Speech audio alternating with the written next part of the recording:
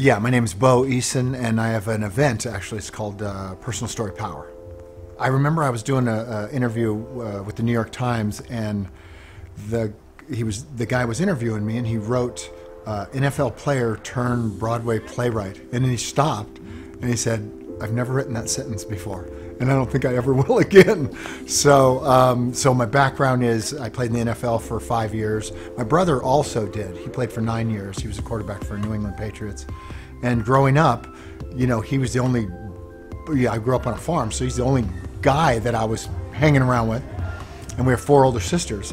So he and I just decided, hey, let's play pro football when we were little. And we worked our butts off and eventually got there. And then after that, when you play in the NFL, it's a very young man's game. So by the time I was 27, I had 7 knee surgeries and among other things, and retired.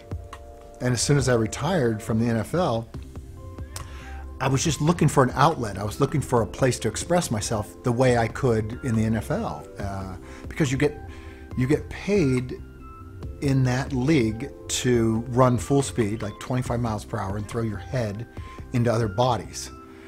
But that doesn't translate, well to the civilian world. So I said, man, I gotta find a place. And I was being wheeled off of the field on a stretcher, and I remember thinking, if I can't find a place for this TNT that I feel inside my body, if I can't find a place for it, I'm gonna be in trouble. And so I moved to New York City and just started. I didn't know anything about performance. I liked it, but I didn't know anything about it. I started studying and put the same energy into it that I did to be a pro football player. And after 15, 20 years, I got pretty good at it.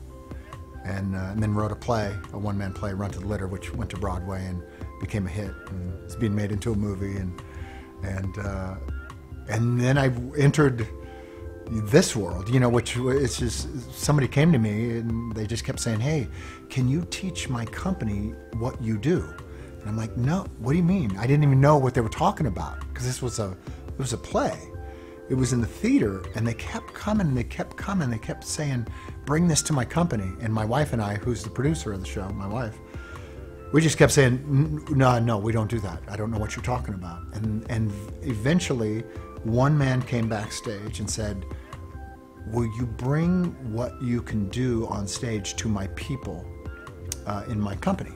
And again, we said no. He said then, that's too bad, because we're having our retreat in Maui, and you can bring your whole family. And my wife and I looked at each other and we go, maybe we do this. And so we left, we did it, and we just kind of morphed the play into a speech, because that's all we knew. So I did a speech for this corporation, and from there it just kind of spun out of control, where we started getting hired to speak all over the world. And then we have our own events now called Personal Story Power Event, which we bring people into California, into La Jolla, into a theater, and we train them on their own story. Because what we're finding is that people can make a lot more money, have a lot more impact, be better leaders, better for their business, if they have the ability to share themselves, the ability to physically express themselves, which is, if you look back at my career, that's what I had to do kind of to survive, because I knew, how to express myself physically on a field, but I didn't know how to do it in real life until I found a stage and some writing and some voice work and some performance work.